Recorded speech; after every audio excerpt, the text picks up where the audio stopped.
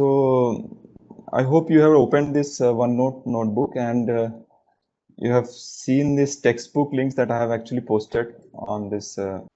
So this textbook actually is the textbook that we'll be following. Although there are many books on operating systems which are available in book, and some are very old that have been followed by many people in many universities. But this one is one of the recent books, and I found this quite interesting for many purposes.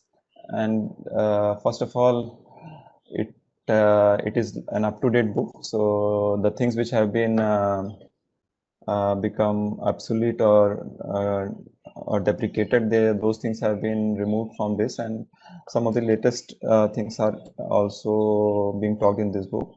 But apart from that, the writing style of this book is quite interesting. You will find while reading this, you will find quite enjoyable. It will be not because operating system has a lot of theory into it, and sometimes reading all those theory may become very boring. But the way this book is written, it's actually he introduces quite a bit of humor in between and makes things light and more interesting. And it is mostly written in a dialogue form, so it will appear like as the instructor is speaking to you. So you are like, while you are reading, you will be feeling like you are attending a class. So it's quite interesting. So I hope you will all read this book. Although I'll be providing notes which are self-contained. If you don't want to, if you want to save time, maybe following my notes and PPTs will be more than sufficient, and the questions that I'll be giving you will be more than sufficient to prepare for the exams and get full understanding. But still, I'll highly recommend to read the textbook as and when we are discussing the topic. Sorry. And the good thing is that this book is freely available. So on the same link, the link that has been given, all the book chapters are actually provided there. So you can download them, and each chapter will be a different PDF, and you can read them one by one as and when we move forward. Okay, so let us start with the class. We've already spent 10 minutes.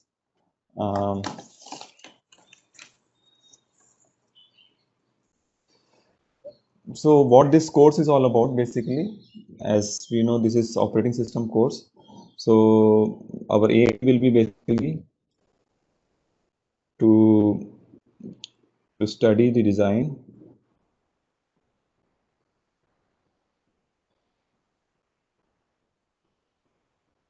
of operating system and the underlying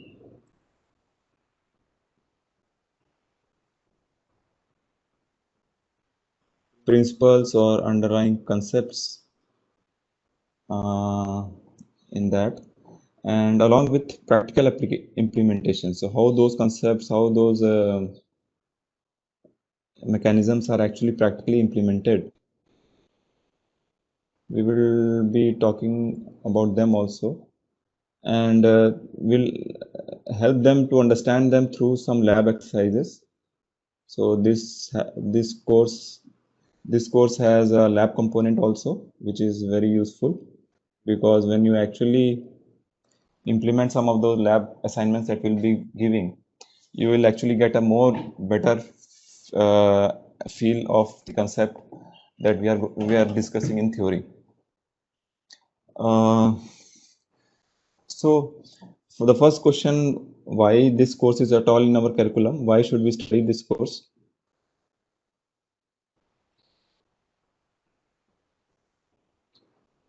So I'll ask these questions to you. So why do you think you should study this course? Just one option, one reason. Any different people can write different reasons. There are multiple reasons. I think you can post whatever reason come to your mind. So I've already started getting some answers. So one reason is it is required to understand the basics on which current system is developed. Okay. So to know, so one reason is to know the basics of how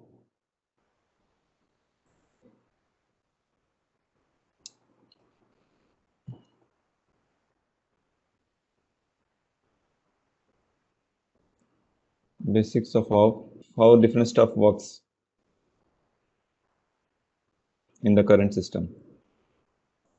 Okay, that is definitely one of the most important reason. Another answer is because we develop applications that will run on different OS.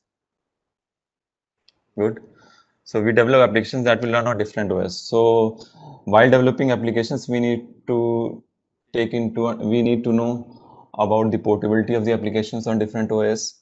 We need to keep in our mind how OS will actually treat those applications, what kind of support OS will provide to those applications. Good. So that is another valid reason. How OS facilitates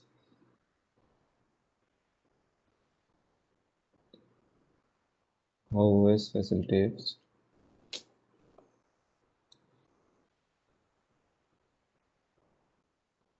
user programs or applications. So anyhow, I think that is quite included in the first reason itself. But yeah, that is very. Any other reason anybody would like to say?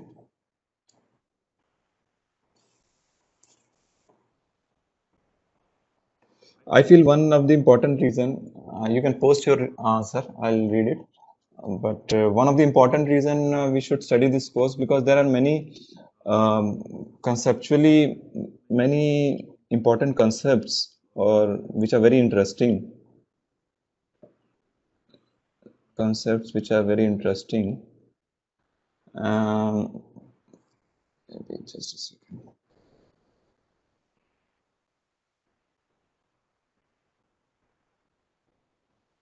So you will learn many different conceptually interesting design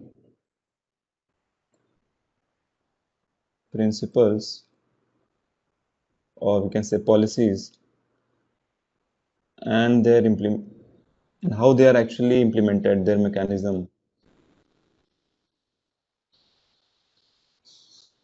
or we can say implementations.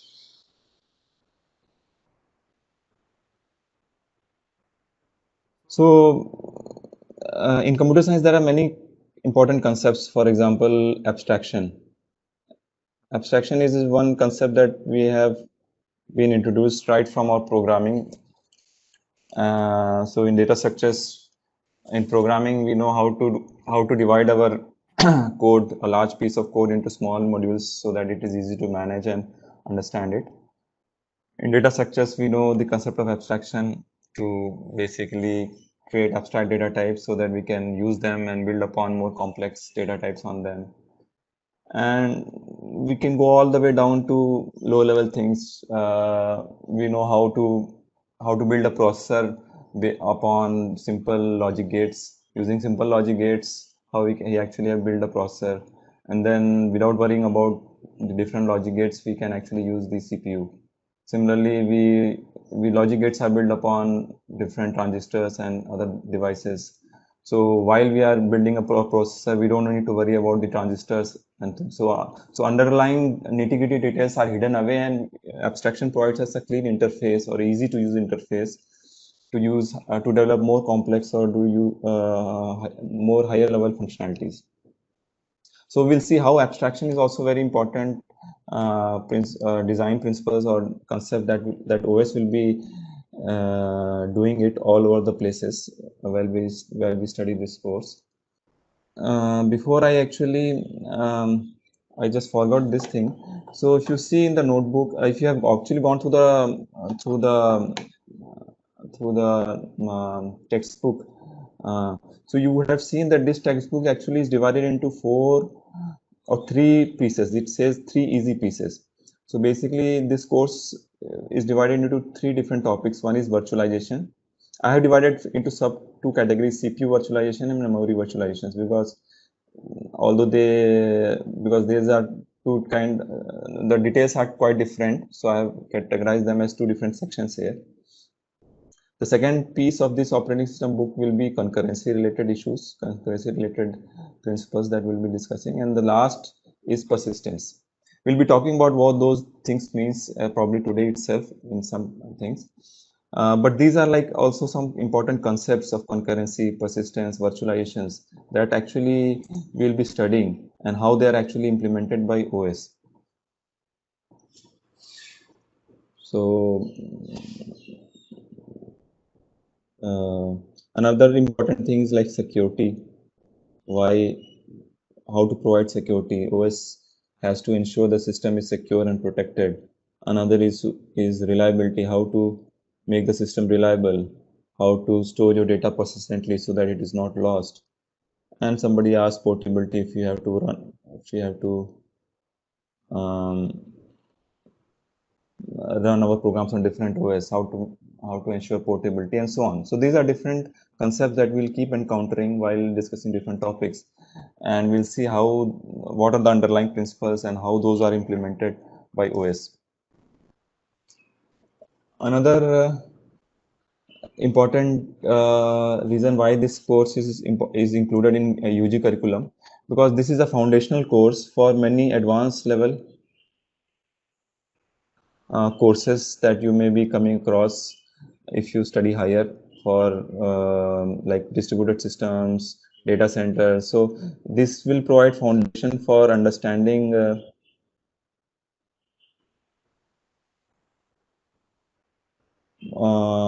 large scale or complex, which are complex systems like data centers or distributed systems, which are currently used in for Google and Facebook, Microsoft. These, how they actually store their data, how they run different their search engine and so on. So all those things cannot be understood if you have not understood this OS itself. So because the principles, the same principles get used, but at a larger scale, at a different from a different perspective.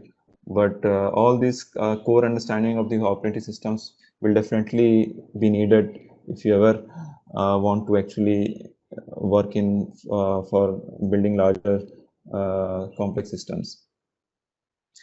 And although currently we have already so many different OSs already available for desktops, for smartphones, for other things, but still newer and newer devices keep coming, and you may have to build a new OS or have to customize the current OS or maybe one of the Linux version for a specific device, or you have to tune its performance for specific purposes. So you may have to keep on doing those things. So you may not be building a new OS from scratch. Probably you will be using some of the existing open source kernel like Linux kernel and so on, and then you can actually build upon them for to suit custom applications or custom devices. So there are different small devices, embedded devices that keep coming up, and they may have a different need. They may have a real time, they may have need for a real time performance or some specific unique things, and you may have to actually tune your OS to satisfy those needs. So all those are different reasons why this course is important.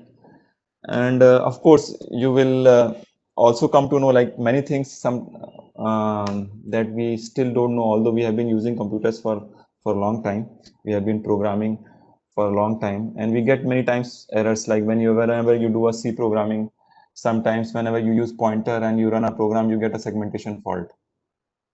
So why those segmentation fault occurs? How, who causes that segmentation fault? So that understanding can come. Or why sometimes you get blue Windows crashes. Windows, it is a common thing, it crashes. So what are the reasons that may cause, that may lead to those kind of crashes? Or let us say you are doing a you are doing basically an online ticket booking, for example, and why it takes so much time to book a ticket when multiple people are concurrently trying to actually book a ticket?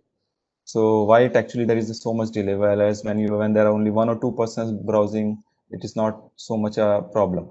So all those issues, all those things, you will get a more deeper feel of it. There is a lot of things undergoing under the hood, and how those things are actually currently taken care of by the current systems and current applications.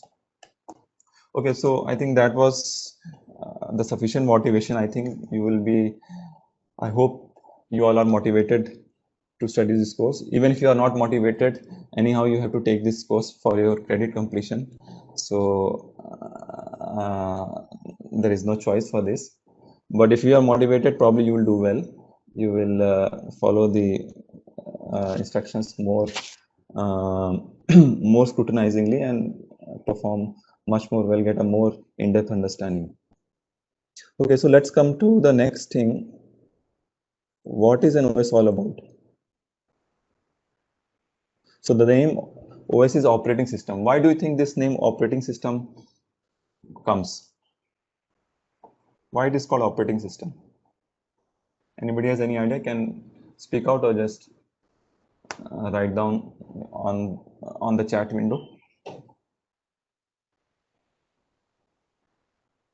Some answers are coming. It handles all the tasks. It handles the internals of the machine because it's used to operate computer hardware. Good. Because end user will not be working below this level. Good. So I think you already have an idea. So it is basically it helps us to operate our system. It's basically makes it very easy for users to use the system. That's why it's called an operating system. In fact, there were many names. Earlier names were like supervisor or resident monitor or control program or master control program and so on. But probably those names were not so good looking or not so. So this name operating system stuck on. But in brief, in a layman term or in very brief, we can say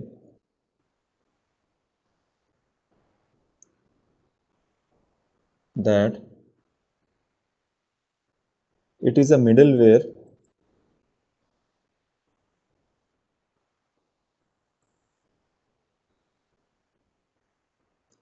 between user programs or applications and system hardware.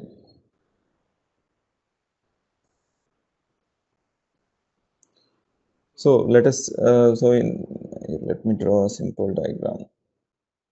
Maybe. So on the top, you have, let us say, user applications or programs. On the bottom, you have basically hardware like CPU, you have memory, you have disk, and so on. So on the low level things, we have computer hardware, computer resources like CPU, memory, disk. And on the top, there are application programs which are running on the system. So in between comes our friend, which is OS, and which basically helps us. It provides a convenient interface between these two things. So we already have experience of user applications because we have all have gone through C programming course and we have written some programs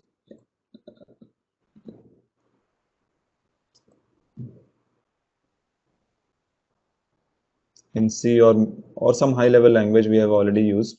So we know how we know what is a user application or user program. And we also have, you all have also gone through in the previous semester computer organization and architecture course.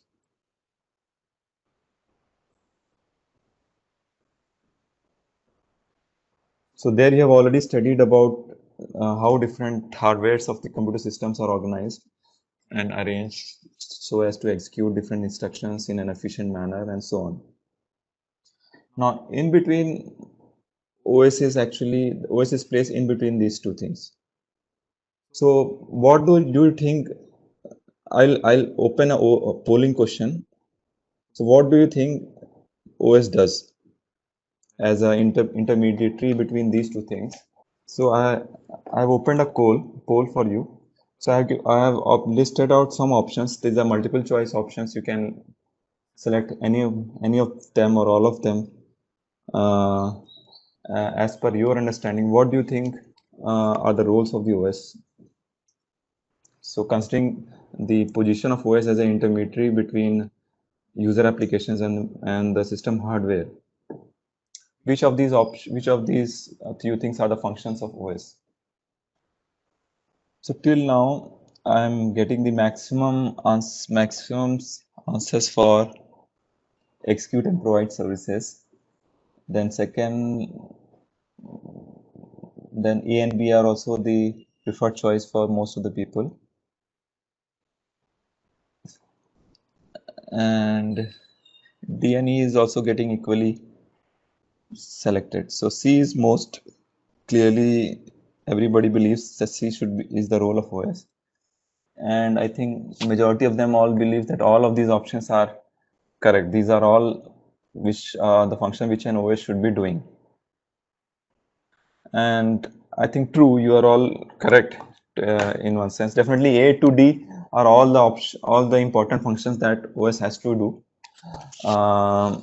Efficiency and high performance is also one of the important design goals while we design an OS. But when OS is involved, of course, there is an overhead involved in between. So, but the OS is implemented in such a way that the overheads are minimized. So that is one of the design goals, although that may not be one of the functions, one of the role of an OS to ensure that it is going to give a high performance. But definitely that is a preferred choice, and many times we have to make a trade-off in between different choices. So we'll talk about different design goals later on, but I just wanted to know whether everybody can understand these functions so that I don't have to speak about them myself. So I think most of you understand this, so I'm not going to explain them. Let us just briefly review before I go into briefly review what happens when actually when you run a program. So I'll just pause for a second. What OS does, I'll come back to later on. I'll just ask you what happens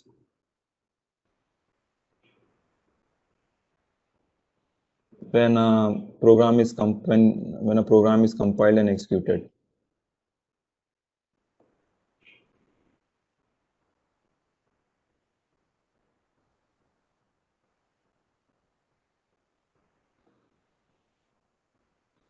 So when a program is compiled, you get an exe file, and if you have to execute it, you have to actually move that exe file into your main memory. So let us say we get a.exe file, and when you have to execute it, actually that the exe file has to be loaded into the memory by something called loader. So and to execute this program, there will be instructions, the low level instruction or machine level instructions in the exe file, and you'll also have to store the data to execute that program in your memory. So CPU will actually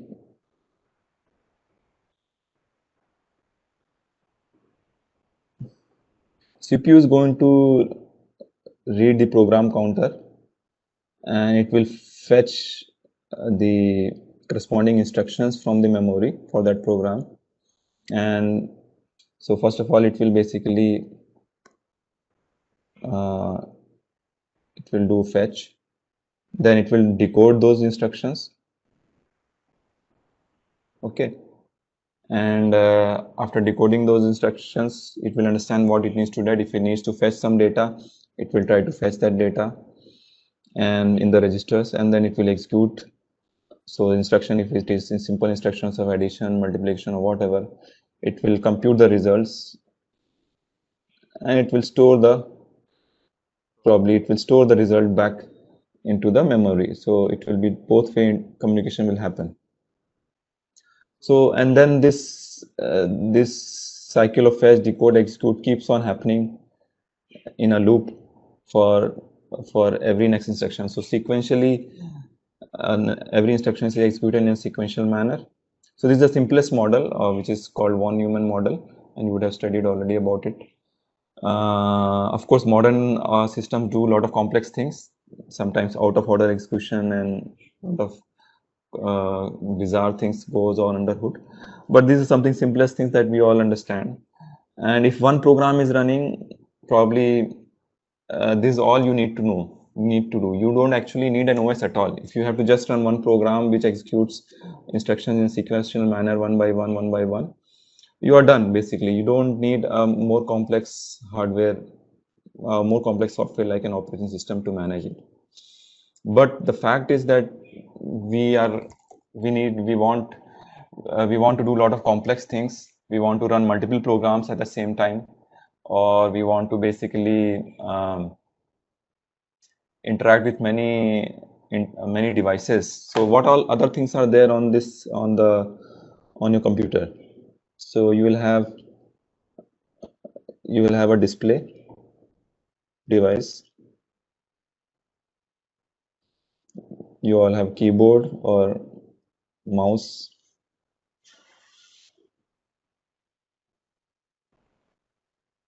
You have a disk or a storage device. Nowadays, solid state drives and so on.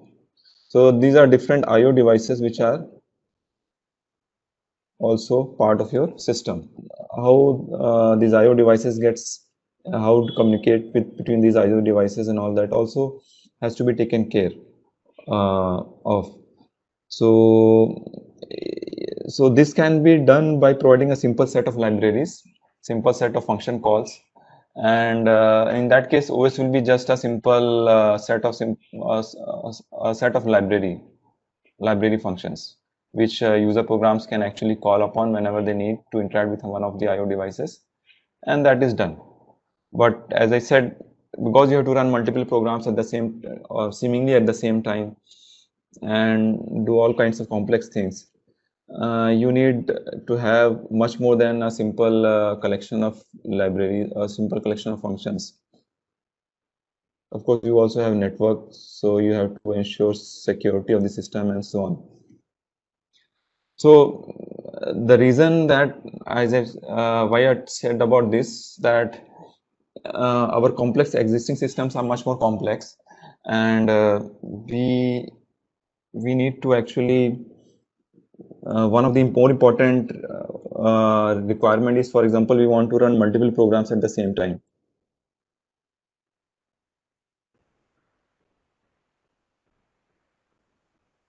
If you are little bit familiar about the history of computer systems, one of the earliest systems were actually batch systems.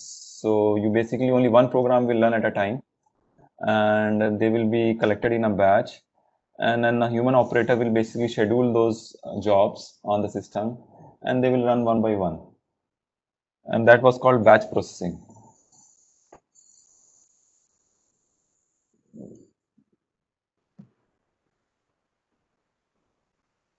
Then came the concept of time sharing. I think I will talk about this later on when I briefly discuss about the history. Because in batch processing, of course, the problem was that when a program goes for an IO task, normally IO devices are very slow, so they take time, and during that time the CPU remains idle. So people thought, why not use those idle time for executing a new job parallelly? So that then came the concept of time sharing. We should be able to run multiple jobs, process A, process B, process C, in a time sharing manner. So process A will run for some time, and then process B will run for another some time, and then process C will run for some time. So although you may have one CPU, but you may run multiple programs at the same time, seemingly at the same time, although only at particular instant of time, only one of the instruction will be executing.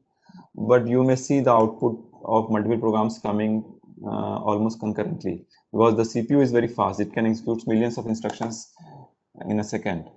And that's why it appears that actually these multiple programs are running almost at the same time. So one of the important way in which OS enables this is called virtualization.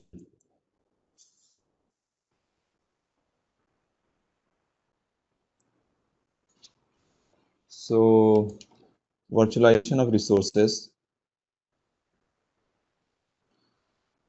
like your CPU and memory. And the way it is done basically provides abstractions. It provides a very convenient, easy to use abstractions.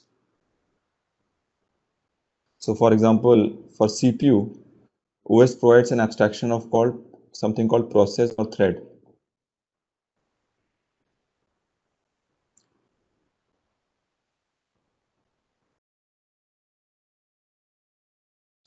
So user actually doesn't see the CPU. A user program doesn't see the CPU. It basically sees a process abstraction or a thread.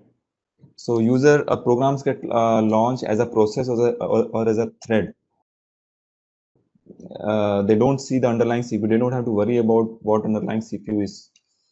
Similarly, for memory, actually, the OS actually provides a virtual address space.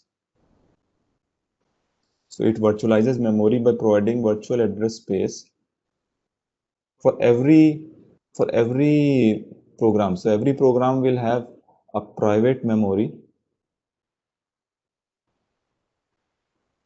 each process. So you have a RAM. Your physical RAM is 1, which will have addresses from 0, 1, 2, and so on, maybe up to some FFF, whatever, in hexadecimal. And let us say you're running 2 programs. So 2 programs are occupying part of the memory, program A and program B. So they will have a certain set of it. They will be located at. They will be having a space in memory from certain. They will be using a part of the physical address space, and this part of the physical address space. But the writer of the program or developer of the program doesn't need to know these physical addresses, because what OS does, it provides a virtual address space. So for each process A, it will provide a separate virtual address space with starting from some 0 to some, depending on the range of the virtual address space. Similarly, for the process B also, there will be a separate virtual address space, which will have its own which will have its own addressing, and so on. And within each address space will have its code will be, there will be, I think by now you will have stack memory, you have heap memory, and so on.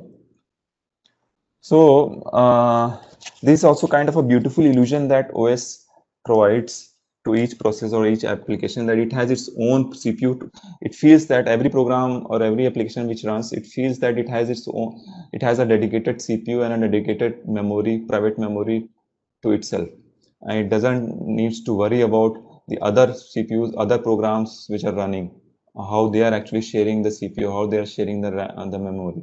It doesn't need to worry about it. Just illusion which is provided by OS, and how it actually provides that illusion. There is a lot of things which goes under hood, and probably we'll be studying that in the next coming classes only. I will give a demo here. Instead of talking about this, I just wanted to give one demo, small demo. Probably it will take maybe 5 minutes, and after that I'll stop. So I want to give the demo of this virtualization. So I will have to stop this OneNote sharing, and I'll open. I will share a Linux kernel here.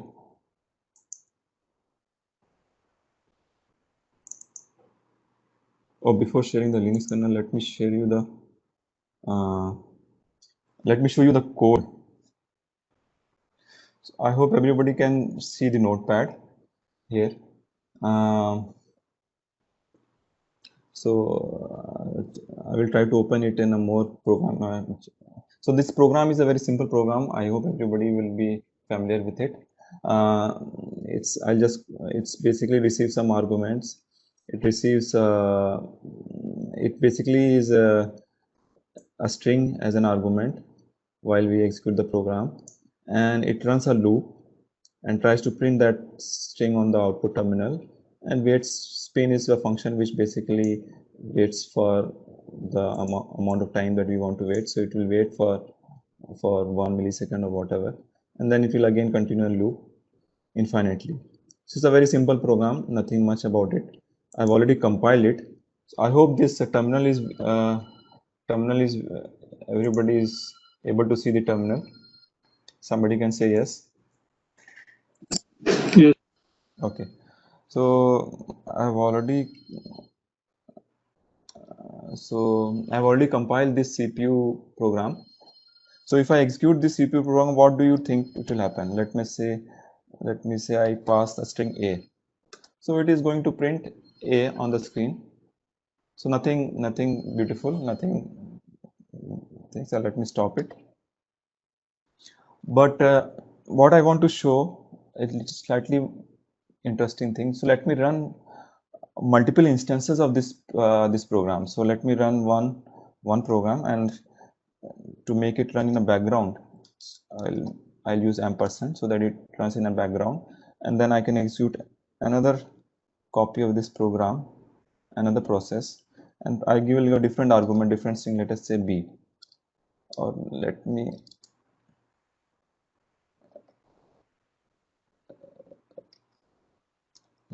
say one here, and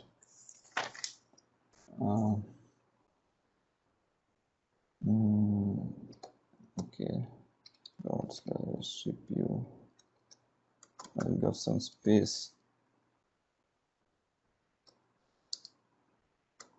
and let me run one more program, one more instance of this program, and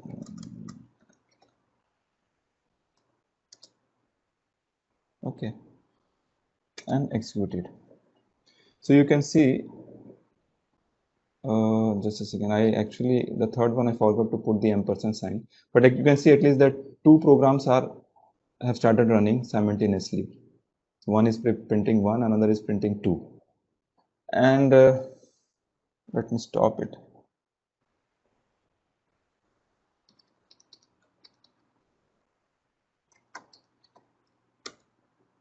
Yeah, because it went into background, so I needed to kill it through a specific command. I run only two programs, but actually if I have actually put ampersand there also there, then it would have run 3 programs simultaneously. And this system that I'm using has only one CPU core. It has one CPU and it has 2 cores. But you can run any number of programs simultaneously. So how that is actually happening? So as I said, this is happening through time sharing. So multiple programs are running over one CPU, one process, and this is actually being done by the OS itself. Without OS, actually, this cannot happen. Without this illusion, this virtualization that we talked about, this cannot happen. Let me just quickly show you another program that I wanted to show. So I've opened another program for memory, and it's a program for memory usage using a pointer. You can understand that it's just nothing but basically I'm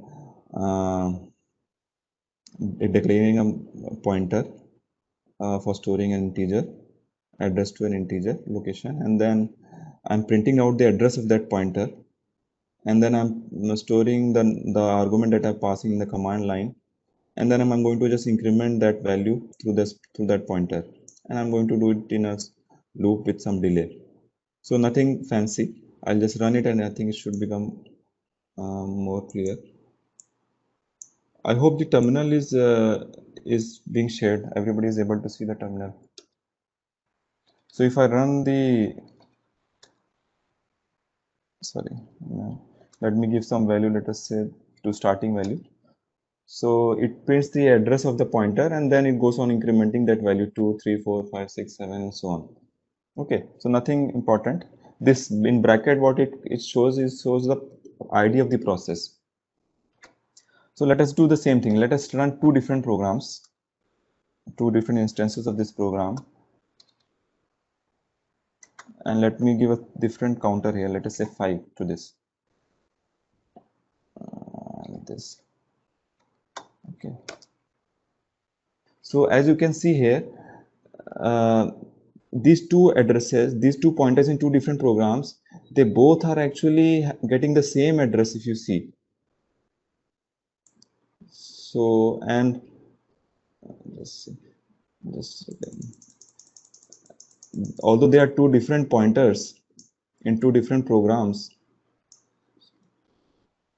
it is scrolling so fast that I'm not, let me stop it first. Okay, so now I can show you. So it has printed the address of the pointer. In both the program, it printed the same address. Although, as I said, these two processes will be occupying different location in your physical memory, but the address of the pointers declared in these two programs are being printed same. So that means this is not the actual physical address. This is actually the virtual address that the OS provides. This is the address from the virtual address space that the OS provides to each program. And that's why, actually these are two different locations, and that's why they are able to implement the counter separately. Otherwise, if they were pointing to the same locations, they will not be able to increment it separately. They will be just incrementing one value, not two different values. So this is what I wanted to show. This is how virtualization actually works, and how it actually works we'll be talking about from the next class. I'll stop it in today's class. I think we have already exceeded 5 minutes. Attendance I will be taking from this itself. So I'll just stop it with a polling question about, I would like to take a feedback of today's class. There's a short poll question. I'll open it. Before you leave, please ensure that you all answer this polling question. So I'll be doing this for every class, because in online class I don't have a visual feedback. So I will need to take this feedback explicitly to understand how the class went. So please give your feedback on today's session.